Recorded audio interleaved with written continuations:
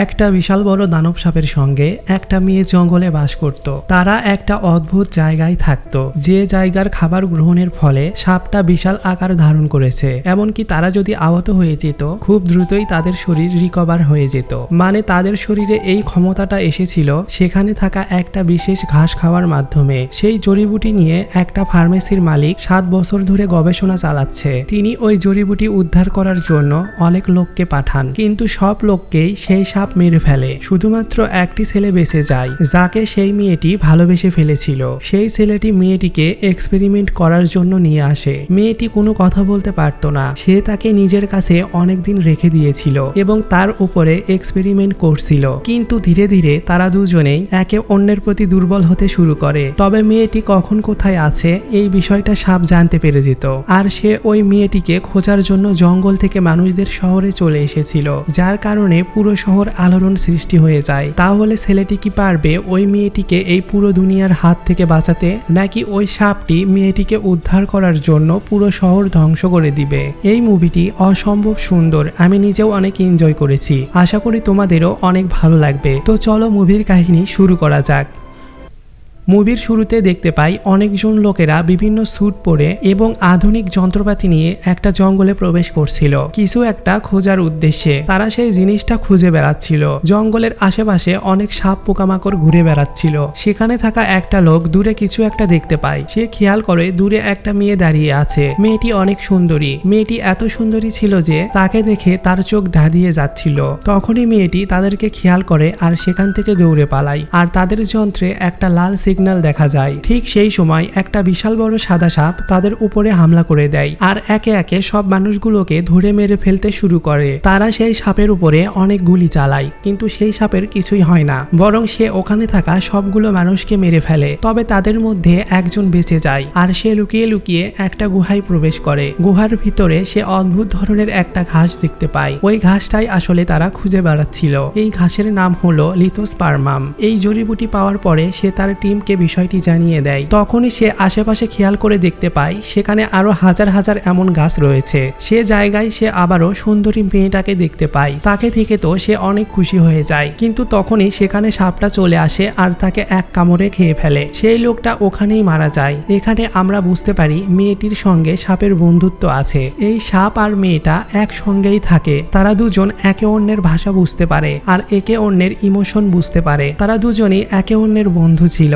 এখানেই সিন কাট হয়। এখন আমরা মিস্টার জিয়াংকে দেখতে পাই। তিনি আসলে এই প্রজেক্টের মালিক ছিলেন। তিনি একটা ফার্মাসিউটিক্যালের মালিক ছিলেন। তিনি 7 বছর থেকেই জড়িবুটির ওপর গবেষণা করে আসছেন, কিন্তু এখন পর্যন্ত তিনি সফল হতে পারেননি। সেই জড়িবুটি এখন পর্যন্ত তিনি উদ্ধার করে নিয়ে আসতে পারেননি, বরং অসংখ্য মানুষের প্রাণ গিয়েছে। এর জন্য এখন কেউ তার এই প্রজেক্টে ইন্টারেস্ট দেখাচ্ছিল না। কেউ আর এই প্রজেক্টে অংশগ্রহণ করতে চাচ্ছিল না। কিন্তু ডাক্তার সবাইকে বুঝিয়ে বলেন যে ওই ঘাস যদি একবার তারা উদ্ধার করে আনতে পারে তাহলে তাদের আর পিছনে ফিরে তাকাতে হবে না। ওই ঘাসের বিশেষত্ব হলো এটা ডিএনএ এর সঙ্গে মিশে গিয়ে যে কোনো ক্ষত, যে কোনো অসুখ এটা খুব দ্রুতই সারিয়ে তুলতে পারে। এটার হয়তো আরো কোনো বিশেষত্ব থাকতে পারে। তবে এই ঘাস যখন তাদের কাছে আসবে তখনই তারা এটা সম্পর্কে বুঝতে পারবে। তাদের কোম্পানি যদি এমন একটা ঔষধ তৈরি করতে পারে সেই ঔষধের সাহায্যে যে কোনো অসুখ সারিয়ে তোলা সম্ভব, তাহলে এই মার্কেটে তাদেরকে কেউ টক্কর দিতে পারবে না। এখানে আমরা একটা ছেলেকে দেখতে পাই। সে হলো এই মুভির মেইন লিড। তার নাম হলো লিন, আর সে হলো মিস্টার জিয়াং এর সেক্রেটারি। এখন সে তাদের সবাইকে বিষয়টি বুঝিয়ে বলে। সে বলে তাদের লোক খবর দিয়েছে ইয়ালো মাউন্টেনের জঙ্গলে নাকি এই লিথোস্পার্মাম ঘাস অনেক পরিমাণে জন্মেছে। সে বিশ্বাস করে এবার হয়তো তারা সেই জায়গা থেকে ঘাসের একটা স্যাম্পল উদ্ধার করে নিয়ে আসতে পারবে। যদি তারা স্যাম্পল নিয়ে আসতে পারে তাহলে মানুষের অনেক কল্যাণ করতে পারবে। তারা বলে কিন্তু সেটা তো নিষিদ্ধ জায়গা, আজ পর্যন্ত কোনো মানুষ সেখান থেকে বেঁচে ফিরতে পারেনি। তখন সেখানে থাকা মিস্টার জিয়াং এর মেয়ে বলে ওঠে এজন্য আমরা অনেক এক্সপার্টকে সেখানে পাঠাচ্ছি। এবারের মিশনে আমাদের তরফ থেকে তিনি যাবেন। তিনি আমাদের গ্যাংয়ের সবচেয়ে দক্ষ এবং এক্সপার্ট একজন মানুষ। তার সঙ্গে সায়েন্টিস্ট লিউকেও পাঠানো হবে। এই লোকটার এক চোখে একটা যন্ত্র ফিট করা ছিল যেটা কিছুটা রোবটের মতো কাজ করে। সে এক নজরে যে কোনো পোকাকে নিশানা করে মেরে ফেলতে পারে। তখন সেই লোকগুলো বলে আমরা রিস্ক নিতে চাই না, তাই এবার আপনাদেরকে লাস্ট একটা সুযোগ দিচ্ছি। এবার যদি হয় তাহলে হবে, নয়তো এরপরে পরে এই সকল কাজের জন্য আমরা আর আপনাদের পারমিশন দিতে পারবো না। তখন মিস্টার জিয়াং এই ডিলে রাজি হয়ে যায়। পরের দিন সকালে তারা সবাই মিলে রওনা দেয়। পানির পথ ধরে তারা রওনা দিয়েছিল। সেই জঙ্গলটা অনেক বেশি ঘন ছিল, সেখানে কোনো জনমানব ছিল না, চারিদিকে শুধু ভয়ঙ্কর পশু পাখিরা ছিল। তারা পানিতে অনেক রকমের পরীক্ষা নিরীক্ষা করে দেখছিলেন যে আশেপাশে কোনো সাপ পোকামাকড় আছে কিনা। তারা সেই লোকেশন ট্র্যাক করে এগোচ্ছিল যেখানে সেই ঘাস থাকার কথা। দূরে থেকে তাদেরকে সেই মেয়েটা দেখছিল। তাদের সবাইকে সেই মেয়েটি ভালোভাবে চিনে রাখে। এখন তারা সবাই মিলে গুহার দিকে এগোতে থাকে। যখন তারা গুহার ভিতরে প্রবেশ করে তখন তাদের কেমন যেন একটা অদ্ভুত অনুভূতি হতে শুরু করে। যে লোকটার চোখে যন্ত্র ফিট করা ছিল সে তার চোখের মাধ্যমে দেখতে পায় সে গুহায় অনেকগুলো বাদুড় আছে। আর এই বাদুড়গুলো কোনো সাধারণ বাদুড় ছিল না, এগুলো অনেক বড় সাইজের বাদুড় ছিল যেগুলো খুব অনায়াসে মানুষদেরকে ধরে নিয়ে যেতে পারত।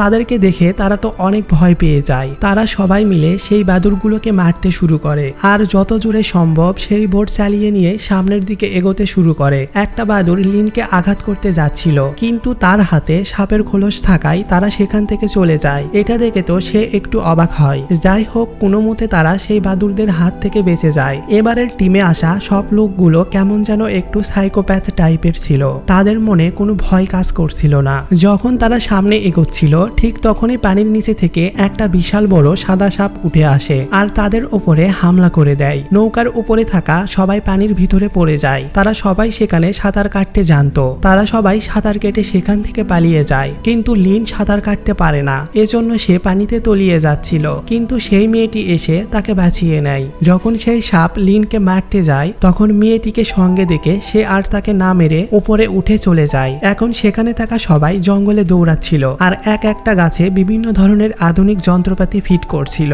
অনেকে গাছের উপরে উঠে নিশানা করে বসেছিল সাপটিকে মারার জন্য।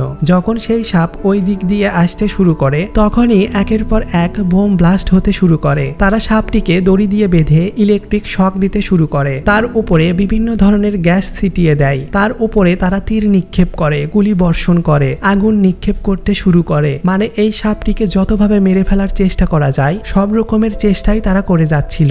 এই প্রথম এই সাপটাও অনেক বেশি আহত হয়ে যায় আর সেখানে চেঁচাতে শুরু করে। এইদিকে নাগিন মেয়েটা লিনকে উদ্ধার করে বাঁচিয়ে নিয়ে এসেছিল। লিনের যখন জ্ঞান ফিরে আসে তখন তারা দুজনেই খেয়াল করে জঙ্গলে কিছু একটা সমস্যা হয়েছে। তখন সে দৌড়ে জঙ্গলের দিকে যেতে থাকে তার বন্ধুকে বাঁচানোর জন্য। এই ছেলেটা যে কিনা তাদের সবার বস ছিল সে এখন ওই সাপের উপরে একটা ইলেকট্রিক শক দেওয়া তীর নিক্ষেপ করতে যায়, যেটা দেখে সেই মেয়েটি তার সামনে আসে আর তার গায়ে সে তীর লেগে যায়। এবার সেই সাপ প্রচন্ড রেগে যায় আর আবারও তাদের মধ্যে থেকে একে একে সবাইকে আঘাত করতে শুরু করে। তার মুখের ভিতরে বোমা বিস্ফোরণ করা হয় যার ফলে তার মুখের ভিতরে আগুন জ্বলে ওঠে। ততক্ষণে লিনো সেখানে পৌঁছে যায় আর এত বড় একটা সাপ দেখে তো সে অনেক বেশি অবাক হয়ে যায়। তার সব বন্ধুদের আহত হয়ে পড়ে থাকতে দেখে সে অনেক বেশি কষ্ট পায়। এরপরে সে আহত নাগিন মেয়েটিকে সঙ্গে করে নিয়ে সেখান থেকে পালাতে থাকে। পালানোর সময় তার হাতে একটা ব্রেসলেট দেখতে পায় যেটা ওই মেয়েটার ছিল, তবে সে ওই ব্রেসলেটটা নিজের পকেটে ভরে নেয়। এরপরে সে তাকে নিয়ে শহরে ফিরে যেতে থাকে। এর পরের সিনে আমরা দেখতে পাই সে মেয়েটি একটা ছাদে দাঁড়িয়ে আছে আর তার পিছনে সেই বিশাল বড় সাপ। এই ভয়ঙ্কর স্বপ্ন দেখে মেয়েটি জেগে ওঠে। সে জেগে ওঠার পরে তার গায়ে এত যন্ত্রপাতি লাগানো দেখে সে অনেক ভয় পেয়ে যায়। সে ওই সব কিছু খুলে ফেলে আর অনেক ভয় পেতে শুরু করে, কারণ সে এর আগে এমন বিছানা, এমন ঘর, এসব জিনিসের কোনো কিছুই সে দেখেনি। এমনকি তার গায়ে যে পোশাকটা পরা ছিল সেই পোশাকও সাপের খোলস দিয়ে তৈরি ছিল। লিন তার এক্সপেরিমেন্টের মাধ্যমে সেই ব্রেসলেটের মধ্যে চেক করছিল কোনো ডিএনএর স্যাম্পল পাওয়া যায় কিনা। সে এই ব্রেসলেটে লিথোস্পার্মাম জড়িবুটির 1% মিল খুঁজে পায়, মানে এই ব্রেসলেটে তাদের এক্সপেরিমেন্টের সেই গাছের কিছু অংশ ছিল। তখনই কলিং বেল বেজে উঠলে সে নিচে চলে যায়। এইদিকে সেই নাগিন মেয়েটি তো চারিদিকে দেখে শুধু ভয় পাচ্ছিল। ওখানে একটা পালিত বিড়াল দেখে তার খেতে মন চায়। সে এটার পিছু করতে করতে নিচে যেতে শুরু করে। লিন তখন মিস্টার জিয়াং এর সঙ্গে অনলাইনে কথা বলছিল। সে মিস্টার জিয়াংকে রিপোর্ট জানায় যে সে এই মেয়ের ব্রেসলেটে মাত্র 1% জড়িবুটির স্যাম্পল খুঁজে পেয়েছে। এটা শুনে মিস্টার জিয়াং এর মেয়ে হেসে বলে, তার মানে তো এতে কিছুই নেই। তখন সে বলে, আমরা 1% খুঁজে পেয়েছি, মানে এটা আমাদের জন্য অনেক। আমাদের অবশ্যই আবার ওই জঙ্গলে ফিরে যেতে হবে এবং এবার পুরো স্যাম্পল খুঁজে নিয়ে আসতে হবে। সেখানে ওই স্যাম্পলটা অবশ্যই আছে। তখন মিস্টার জিয়াং বলে, তুমি আমাকে বলেছিলে তুমি নাকি সেখানে গিয়ে একটা বিশাল বড় সাপ এবং একটা মেয়ের সম্মুখীন হয়েছ যারা একে অন্যকে প্রোটেক্ট করছিল। তুমি নাকি সেই মেয়েটিকে সঙ্গে করে নিয়ে এসেছো। তখন সে বলে, হ্যাঁ, আমি সেই মেয়েটির সঙ্গে এক্সপেরিমেন্ট করে দেখতে চাই। আমার মনে হয় তাকে অবজার্ভ করলে আমি অনেক কিছু জানতে পারবো। মিস্টার জিয়াং তাকে কিছু বলবে তার আগেই মেয়েটি স্ক্রিন অফ করে দেয় আর তার কাছাকাছি গিয়ে বলে, তোমার যদি এক্সপেরিমেন্ট করতেই হয় তাহলে প্রথম আমার সঙ্গে এক্সপেরিমেন্ট করো। এটা বলেই সে তার কাছাকাছি যাওয়ার চেষ্টা করে, কিন্তু সে তাকে ইগনোর করার চেষ্টা করছিল। এই সব কিছু দেখে নাগিন মেয়েটি সেখানে আসে আর এসব কিছু দেখে তার বেশ বিরক্ত লাগছিল। এই জন্য সে ওই মহিলার জামা টেনে ধরে। তখন তো সে অনেক বেশি বিরক্ত হয়ে যায় আর তার দিকে তাকিয়ে সিকিউরিটি গার্ডকে ডাকে। সিকিউরিটি গার্ড মেয়েকে ধরতে গেলে সে ওখান থেকে পালিয়ে যায়। লিনো তার পিছু করতে শুরু করে। জঙ্গলে থাকার সুবাদে মেয়েটি অনেক জোরে দৌড়াতে পারত। সে অনেক আগে চলে যায়। লিন তাকে আর খুঁজে পায় না। সে অনেক খুঁজে বেড়ায় কিন্তু তাকে কোথাও খুঁজে পায় না। কিন্তু অন্যদিকে সেই নাগিন মেয়েটি আশেপাশের মানুষদেরকে দেখছিল, তারা কি খাচ্ছে, কি করছে, কিভাবে খেলছে, এইসব কিছু। রাস্তায় কিছু কারেন্টের মিস্ত্রিরা কাজ করছিল, সেখানে তাদের খাবার দেখে তার অনেক ক্ষুধা পেয়ে যায়। এজন্য সে তাদের কাছে যায় আর তাকে দেখে তো তাদের মাথা নষ্ট হয়ে যায়। অন্য মনস্ক থাকার কারণে তাদের সবারই ইলেকট্রিক শক লাগে আর সেই মেয়েটি তাদের সঙ্গে যুক্ত হয়ে যায়, তারও ইলেকট্রিক শক লাগে। সে যে বিপদে আছে এই বিষয়টা জঙ্গলে থাকা সাপ বুঝতে পেরে যায়। তখন সে শহরের দিকে যেতে শুরু করে। এদিকে লিন তাকে খুঁজতে খুঁজতে সেখানে পৌঁছে যায় আর তাদের সকলকে বাঁচিয়ে নেয়। সে এখন ওই মেয়েটিকে তার সঙ্গে করে নিয়ে যেতে চাইছিল। প্রথমে মেয়েটি তার সঙ্গে যেতে চায় না, এরপরে সে তাকে জোর করে কোলে তুলে নিয়ে বাড়িতে চলে যায়। তাদের দুজনের বাড়ি ফিরতে অনেক রাত হয় আর তারা বৃষ্টিতে ভিজে গিয়েছিল। বাড়িতে ফিরে লিন তার মাথায় টাওয়েল দিয়ে তাকে মুছতে বলে, কিন্তু মেয়েটি কিছুই বুঝতে পারে না। তখন সে তাকে টাওয়েল দিয়ে চুল মুছে দেখিয়ে দেয় আর তাকে চুল মোছা শিখিয়ে দেয়। তখন সেই মেয়েটি তার হাতের ক্ষত খেয়াল করে আর এটা দেখে সে তার ক্ষতস্থানে জিহ্বা দিয়ে চেটে দেয়। এটা দেখে তো সে অনেক বেশি অবাক হয়ে গিয়েছিল। আসলে এই মেয়েটি সেই সব আচরণগুলোই করত যেই আচরণগুলো সে সাপের কাছে শিখেছিল। পরের দিন সকাল থেকে সে ওই মেয়েটিকে ধীরে ধীরে সবকিছুর সঙ্গে পরিচয় করে দিতে শুরু করে। সে তাকে গ্লাসে পানি খেতে দেয়, কিন্তু মেয়েটি সেটা চেটে চেটে খাচ্ছিল, আবার আয়নার সামনে গিয়ে রেগে যাচ্ছিল আর মনে করছিল এটা হয়তো অন্য কেউ। আবার অবাক হয়ে নিজেকে দেখছিল। এদিকে লিন তার সব ডিএনএর স্যাম্পলগুলো ধীরে ধীরে উদ্ধার করছিল। মেয়েটি তার পুরো ঘর নষ্ট করে দিচ্ছিল, যেটা দেখে তার অনেক রাগ হচ্ছিল। এখন সে ভিডিও রেকর্ড করছিল আর মেয়েটিকে বিভিন্ন ধরনের জিনিস শেখাচ্ছিল, তার সকল অ্যাক্টিভিটি অবজার্ভ করছিল। সে তাকে অনেক রকমের পোশাক পরতে দেয়, কিন্তু মেয়েটি ভালোভাবে পোশাক পরতেও জানতো না। এরপরে লিন তাকে শেখাতে চায় কিভাবে মানুষদের মতো থাকতে হয়, কিন্তু সেই মেয়েটা তো টবে থাকা মাছগুলোকেও খেয়ে ফেলছিল। এটা দেখে সে তাকে বারণ করে বলে, তুমি এই মাছগুলোকে খাবে না, এমনকি আমার বিড়ালকেও খাবে না। এটা বলে সে তাকে অনেক রকমের সুস্বাদু খাবার জন্য এগিয়ে দেয়, কিন্তু তার এই সব খাবার একদম পছন্দ হয় না, বরং তার তো বিড়ালের খাবার পছন্দ ছিল। এটা দেখে লিনও বিড়ালের খাবার একটু টেস্ট করে দেখে আর বুঝতে পারে ভালোই তো খেতে। লিন এখন সেই মেয়েটির নাম দেয় ইয়ান আর সে বলে, আমার নাম লিন। প্রত্যেকটা মানুষেরই আলাদা আলাদা নাম থাকে, তোমাকে যখন আমি ইয়ান বলে ডাকবো তখন তুমি সাড়া দিবে। মেয়েটা তার কথার কিছুই বুঝতে পারছিল না, এজন্য সে বলে, সমস্যা নেই, তোমাকে ধীরে সুস্থে সবকিছু শিখতে হবে। এভাবেই প্রায় 1 মাস পার হয়ে যায়। ইয়ান এখন তার নাম বুঝতে পারত। সে কিছুটা হাসার চেষ্টা করত, তার ইমোশন ব্যক্ত করার চেষ্টা করত। সে এখন সব ধরনের পোশাক পরে স্টাইল করা শিখে গিয়েছিল এবং বাইরের মানুষদেরকে অবজার্ভ করে সে অনেক খেলাধুলা এবং তাদের ইমোশন বুঝতে পারছিল। 1 মাস লিন তার উপরে গবেষণা করে যা বুঝেছে তা হচ্ছে ইয়ানের কথা বলা শেখা, অন্যান্য মানুষদের তুলনায় ইমোশন ব্যক্ত করা, এমনকি তার ইমিউনিটি, এই সব কিছুই অন্যান্য মানুষদের তুলনায় দুর্বল। সে এখন পর্যন্ত কথা বলতে শেখেনি। লিন তাকে একটা সাপের পুতুল দিয়েছিল যেটা সব সময় ইয়ান তার কাছে রাখতো আর তার বন্ধুর কথা মনে করত। সে বিভিন্ন সিনেমা দেখত আর আস্তে আস্তে ফিলিংস গুলোকে বুঝতে শুরু করেছিল। লিন বুঝতে পারছিল সেই মেয়েটির সঙ্গে সেই সাপের অনেক ভালো সম্পর্ক, যার কারণে সে ওই সাপটিকে কখনোই ভুলতে পারবে না। কিন্তু সে ভাবছিল একটা মেয়ে ওই সাপের সঙ্গে কিভাবে এতদিন বেঁচে ছিল। ওই বিশাল বড় দানব সাপ সব সময় লিথোস্প্রাম ঘাস খেত, এজন্য সে তার খাদ্যগুলো রক্ষা করতে মানুষদের উপরে আক্রমণ চালাতো। এই ঘাসটা সাপের দেহে বিশেষ ধরনের ডিএনএর পরিবর্তন এনেছে, এটা তার শরীরের গ্রোথ বৃদ্ধি করেছে। সে খুব সহজেই রিকভারি হয়ে যেতে পারে, মানে তার শরীরে কাটাছেঁড়া হলে খুব দ্রুতই সে ক্ষতস্থান সেরে যেতে পারে। এমনকি এটা তার বয়সকেও ধরে রাখতে সাহায্য করে, মানে সে সহজে বৃদ্ধ হয় না। এতদিনে সে এটা বুঝতে পেরেছে যে ওই সাপ আর ইয়ান তাদের একে অন্যের ফিলিংস বুঝতে পারে। তাদের দুজনের মধ্যে কেউ একজন যদি আঘাত পায় তাহলে তারা দুজনেই একে অন্যের আঘাত অনুভব করতে পারে। লিন যখন এই সব কিছু ভাবছিল আর ইয়ানকে দূরে থেকে দেখছিল, তখনই তার মাথায় ইয়ানকে নিয়ে একটা রোমান্টিক খেয়াল আসে। এজন্য সে ওখান থেকে চলে যায়। এদিকে সেই বিশাল বড় দানব সাপটা শহরে প্রবেশ করেছিল। সে একটা লেকের মাধ্যমে শহরে চলে এসেছিল।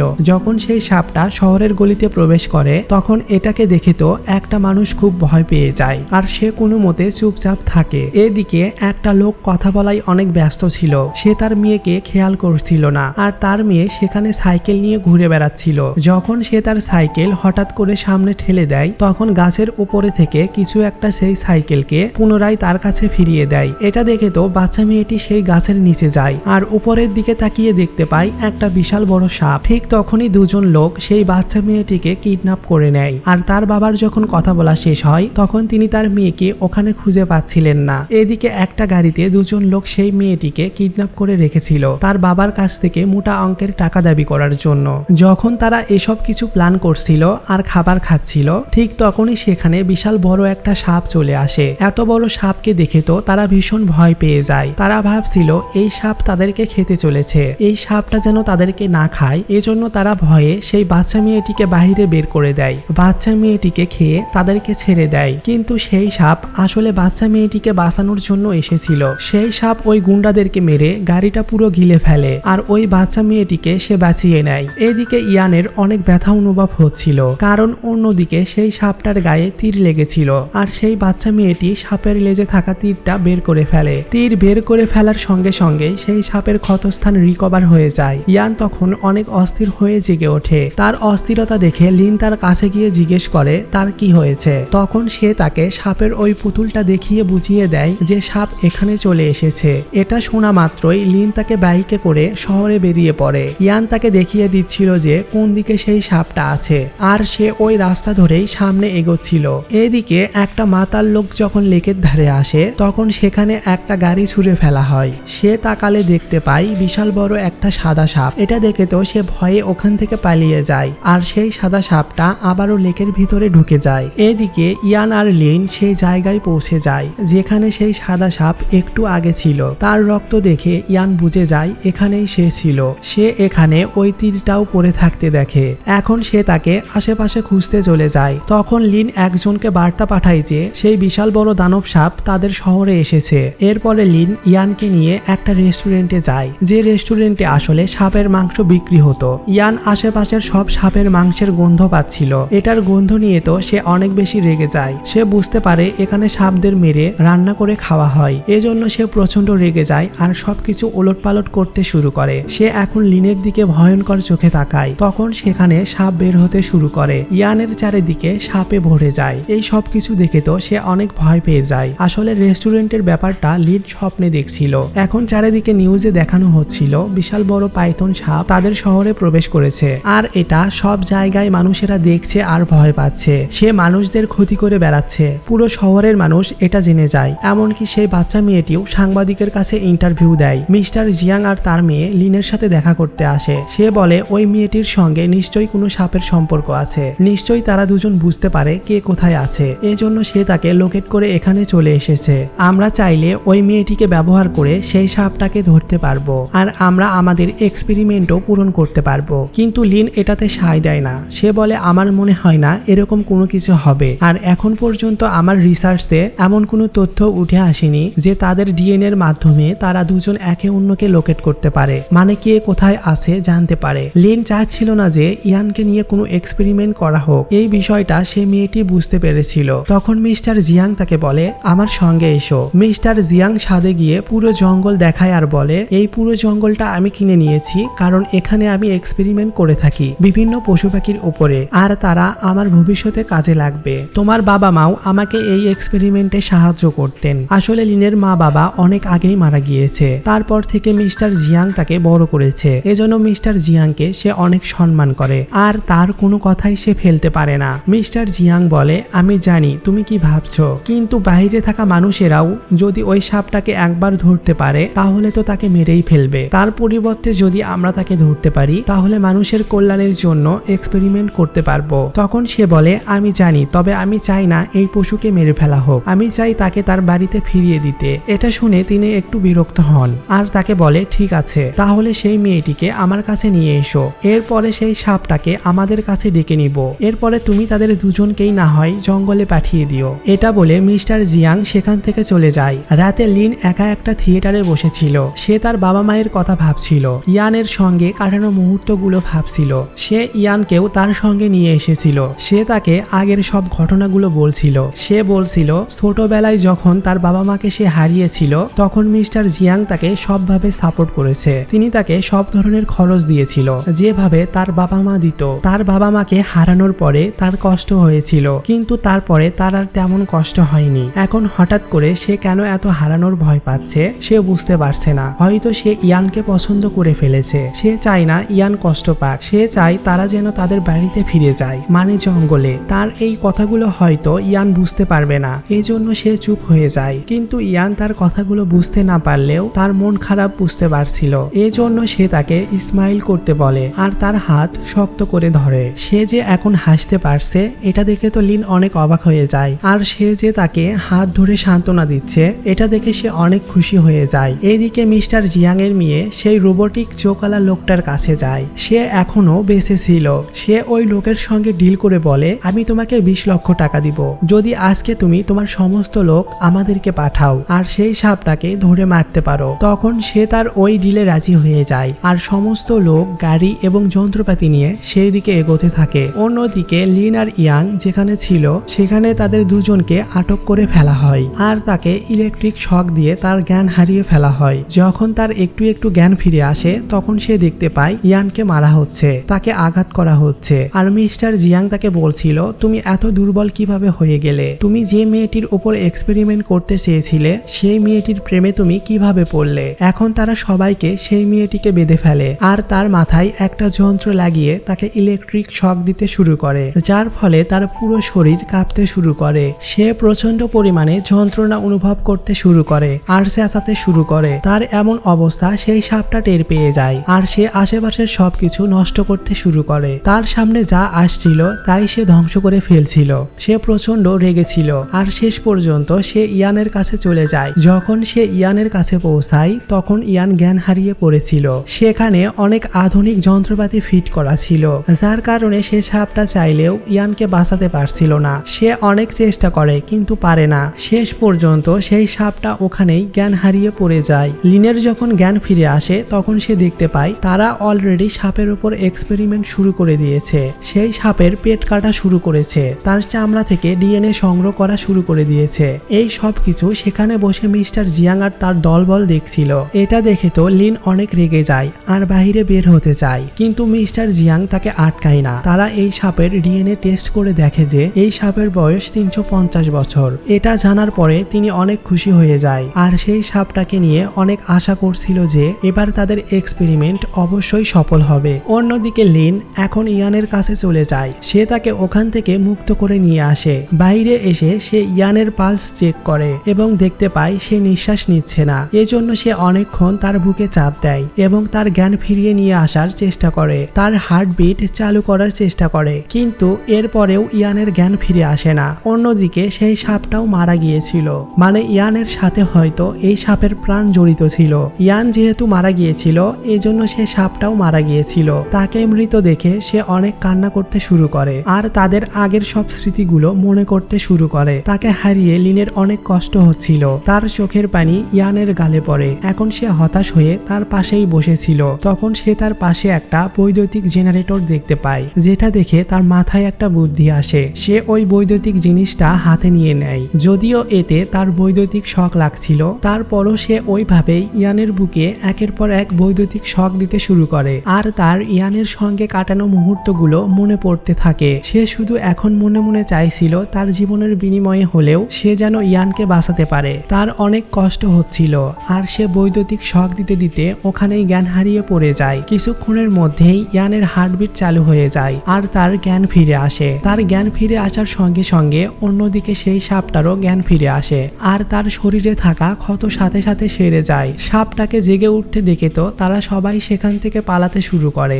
আর বাকি সবাইকেও ওখান থেকে বেরিয়ে যেতে বলে। এই সব কিছু মিস্টার জিয়াং আর তার মেয়ে দেখছিল। সাপ বাহিরে আসার সঙ্গে সঙ্গে ওয়াং তার সব দলবল নিয়ে সেই সাপকে মারার জন্য প্রস্তুত হয়। তারা সবাই গাড়ি এবং যন্ত্রপাতি ফিট করে। এরপরে সেই সাপের উপরে একের পর এক গুলি বর্ষণ করে, অনেক বোমা মারা হয়, কিন্তু এরপরেও সেই সাপ আর আহত হচ্ছিল না। এটা দেখে তো বাকি সবাই সেখান থেকে ভয়ে পালিয়ে যায়, কিন্তু মিস্টার ওয়াং পালায় না। তখন মিস্টার জিয়াং এর মেয়ে সেখানে যায় আর সব মানুষদেরকে বলে তোমরা চলে যেও না, লড়াই করো, কিন্তু তারা সবাই ভয়ে সেখান থেকে পালিয়ে যায়। ততক্ষণে সেই সাপটা তাদের উপরে আক্রমণ করে দেয়। মিস্টার ওয়াং আর মিস্টার জিয়াং এর মেয়ে সেখানেই মারা যায়। এই সব কিছু মিস্টার জিয়াং দেখছিল। একটা মানুষ কতটা নিষ্ঠুর হলে নিজের মেয়ের মৃত্যু এভাবে চুপচাপ বসে দেখতে পারে। এদিকে ইয়ান আহত অবস্থায় তার বন্ধুকে বাঁচানোর জন্য সেখানে যাচ্ছিল। লিনেরও জ্ঞান ফিরে আসে। মিস্টার ওয়াং এখনো জীবিত ছিল। সে নিজের শেষ চেষ্টার মাধ্যমে সেই সাপটাকে আঘাত করে আর সেই সাপ আহত হয়ে তার উপরেই পড়ে যায় আর তার সঙ্গে মিস্টার ওয়াংও ওখানে মারা যায়। এটা দেখে মিস্টার জিয়াং সেখান থেকে উঠে চলে যান। পরের দিন সকালে সেই সাপ ইয়ানের সঙ্গে দেখা করতে আসে। তারা দুজনেই একে অন্যকে দেখে কান্না করছিল। ইয়ান তাকে দেখে অনেক ইমোশনাল হয়ে যায়। তার মানে সাপটা এখনো মরেনি, সে এখনো বেঁচে আছে। সেখানে লিন এলে তারা দুজনে তার উপরে রেগে যায়। বিশেষ করে ইয়ান তার উপরে ভীষণ রেগেছিল, কিন্তু সেই সাপটা ইচ্ছা করেই লিনের কাছে যায়, কারণ সে জানতো ইয়ানকে লিন বাঁচিয়েছে। লিন এখন সেই সাপকে স্পর্শ করে, কিন্তু সেই সাপ তাকে কিছুই বলে না। এটা দেখে তো ইয়ান অনেক বেশি অবাক হয়ে যায়। এরপরে সেই সাপটা তাদের দুজনকেই আবারও সেই জঙ্গলে ফিরিয়ে নিয়ে যায়। লিন এখন সেই গুহা এবং সেই স্থানেই ছিল যেখানে সেই সাপ বহু বছর ধরে বসবাস করে আসছে। সাপটা বেশ অসুস্থ ছিল, এজন্য ওখানে শুয়ে রেস্ট নিচ্ছিল। লিন ইয়ানের দিকে তাকায়, কিন্তু ইয়ান তখনও তার উপর রেগেছিল। সে তার সঙ্গে কোনো কথা বলছিল না, এজন্য লিন সামনে এগোয় আর দেখতে পায় সে বিশাল বড় সাপের শরীরে কিছু একটা জ্বলছে। সে দেখতে পায় এটা হলো জিপিএস ট্র্যাকার। এটা বুঝতে পারার পরে সে ইয়ানকে ব্যাপারটা বলতে চাইছিল, কিন্তু ইয়ান তার সঙ্গে কথা না বলে চুপচাপ সেখানে বসেছিল। এটা দেখে সে তাকে আর কিছু বলে না, চুপচাপ সে সামনে এগোতে থাকে। এদিকে মিস্টার জিয়াং তার দলবল নিয়ে সেই সাপের গুহার দিকে ট্র্যাক করে এগোচ্ছিল। তিনি প্রায় তাদের গুহার কাছেই চলে এসেছিল। লিন এজন্য আর থেমে থাকে না, সে গুহার বাইরে চলে যায় আর দেখতে পায় সেখানে মিস্টার জিয়াং তার সৈনিকদের নিয়ে চলে এসেছে। সে মিস্টার জিয়াংকে ওই ডিভাইস দেখায়। এটা দেখে মিস্টার জিয়াং একটু বিরক্তই হয়। সে মিস্টার জিয়াং এর কাছে গিয়ে বলে আপনি এইসব করা বন্ধ করুন, বারবার একই ভুল করবেন না। তখন মিস্টার জিয়াং তার পায়ে শুট করে দেয়। তখন তার আর্তনাদের আওয়াজে সেখানে থাকা সব বাদুরগুলো চেঁচিয়ে ওঠে। ভিতরে থাকা ইয়ান বুঝতে পারে নিশ্চয়ই কোনো একটা সমস্যা হয়েছে।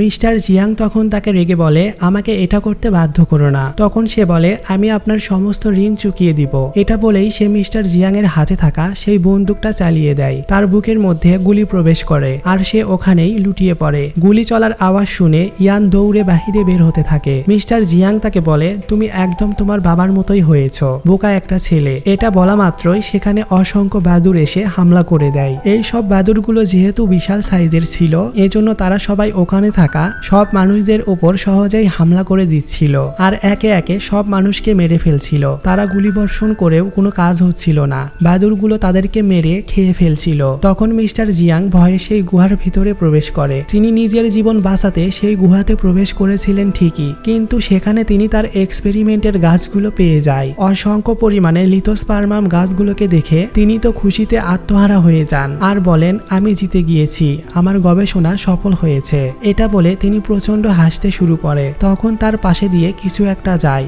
যার ফলে তিনি কিছুটা ভয় পেয়ে যায়। কেউ একজন হাসছিল আর সেখানে থাকা সব ঘাসগুলো নড়ে উঠছিল।